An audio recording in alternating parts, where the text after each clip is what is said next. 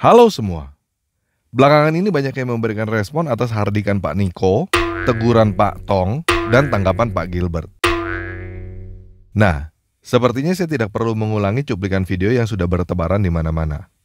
Menurut saya, perbedaan pendapat mah urusan biasa. Saya tidak berminat untuk memberikan tanggapan kenapa pendeta ini begini, kenapa pendeta itu begitu.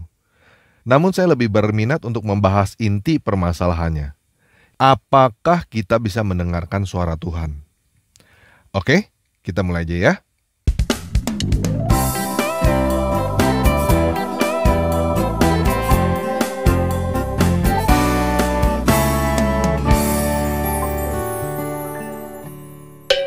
Yuk kita baca dulu perkataan Yesus di dalam Yohanes 10 ayat 27-28. Domba-dombaku mendengarkan suaraku, dan aku mengenal mereka, dan mereka mengikut aku.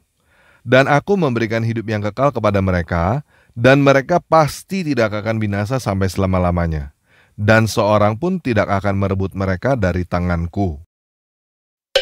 Yohanes 10 ayat 14. Akulah gembala yang baik, dan aku mengenal domba-dombaku, dan domba-dombaku mengenal aku. Yohanes 10 ayat 16. Ada lagi padaku domba-domba lain yang bukan dari kandang ini. Domba-domba itu harus kutuntun juga, dan mereka akan mendengarkan suaraku, dan mereka akan menjadi satu kawanan dengan satu gembala. Nah, jadi kita yang bukan Yahudi adalah domba-domba Yesus dari kandang yang lain. Dan seharusnya kita mampu mendengar dan mengenali suara Yesus. Justru, jika kamu tidak mampu mendengar dan mengenali suara Yesus, kamu harus mempertanyakan diri kamu sendiri, apakah kamu adalah domba-dombanya Yesus. Kalau kamu mampu mendengarkan suara Yesus, kamu tidak perlu dijelaskan oleh siapapun, kamu akan langsung tahu apakah Pak Niko benar-benar disuruh Tuhan. Yuk kita baca ayat di Perjanjian Lama, Yoel 2 ayat 28-29, yang dikutip di dalam Perjanjian Baru, Kisah Para Rasul 2 ayat 17-18. Kemudian daripada itu, akan terjadi bahwa aku akan mencurahkan rohku ke atas semua manusia. Maka anak-anakmu laki-laki dan perempuan akan bernubuat. Orang-orangmu yang tua akan mendapat mimpi.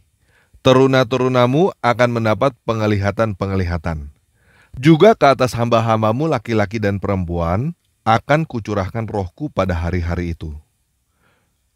Jadi, sekarang Tuhan mencurahkan rohnya ke atas siapapun kamu, kalau kamu mau.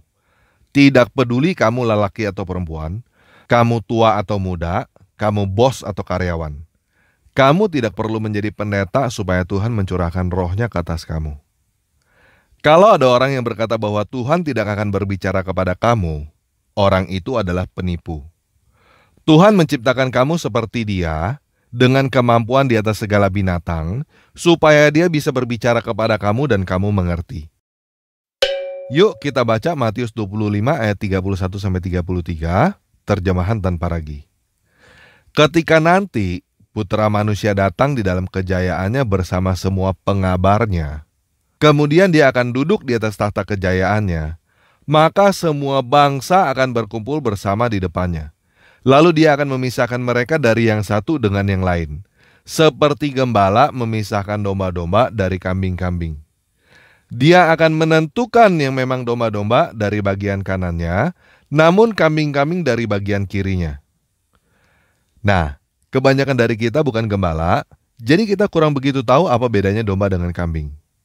Jadi sekarang kita belajar biologi dulu ya.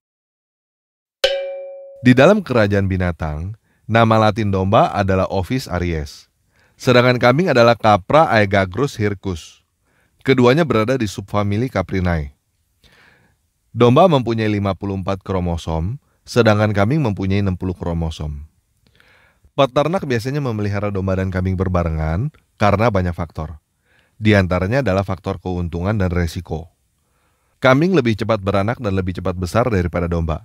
Sedangkan harga jual daging kambing dan domba relatif kurang lebih sama. Kambing lebih menghasilkan susu, sedangkan domba lebih menghasilkan wol.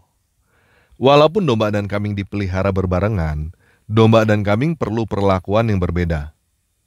Memelihara kambing lebih sulit daripada memelihara domba karena kambing lebih nakal.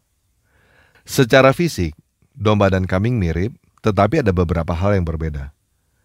Domba mempunyai tanduk yang melengkung ke bawah, namun ada beberapa ras domba yang tidak mempunyai tanduk. Sedangkan kambing jantan dan betina mempunyai tanduk yang menghadap ke atas. Kambing punya janggut, domba tidak. Bibir bagian atas domba terbelah, bibir kambing tidak. Telinga domba biasanya lebih pendek dan tegak, sedangkan telinga kambing panjang dan turun ke bawah.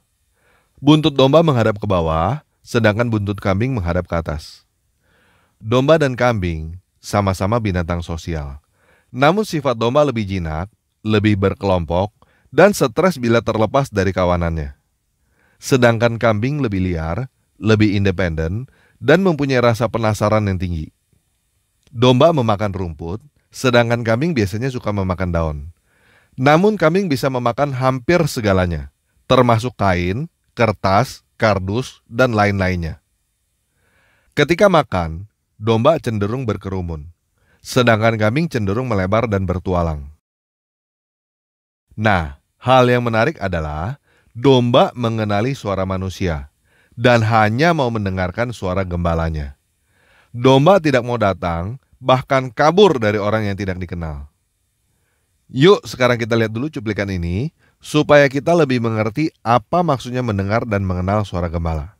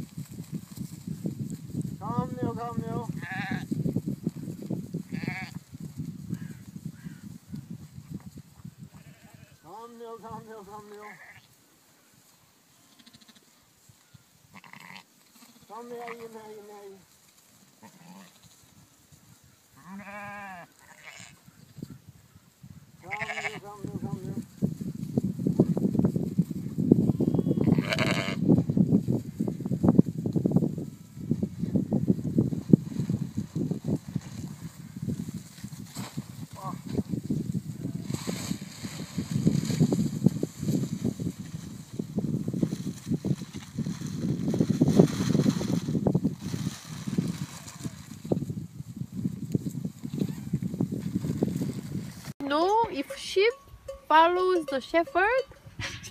Я vreau să știu dacă oile urmăresc doar pe stăpân. Or they follow stranger too? Și dacă urmează și pe străini. Vreau să încerce să vadă. He says that they are running also from him. But can I say, come, and if see they come follow me? Poți să încerce cumva să cere? Vreau să... Yeah? Okay. Can I borrow this? Poți să ai Okay. Okay. I'm going to see if they follow me or not. Okay? Come. Come. Haide.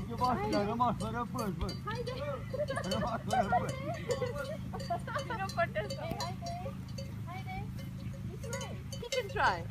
Acum puteți dumneavoastră să strigați oile. Păi dar nu vine nici la ei. Haide. Nu vine. Stai așa, uite. Stai un pic așa.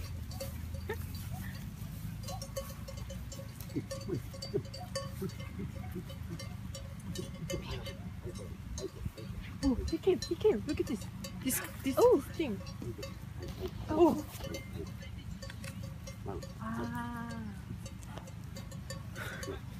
Dia fikir sekali dulu. Putin korusu, Putin.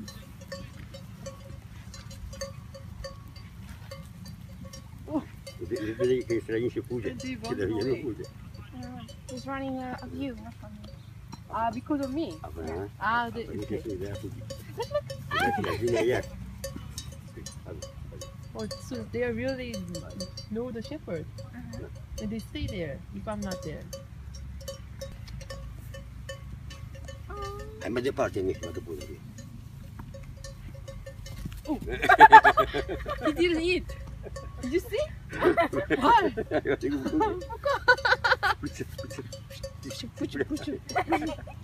Gimana? Menarik kan?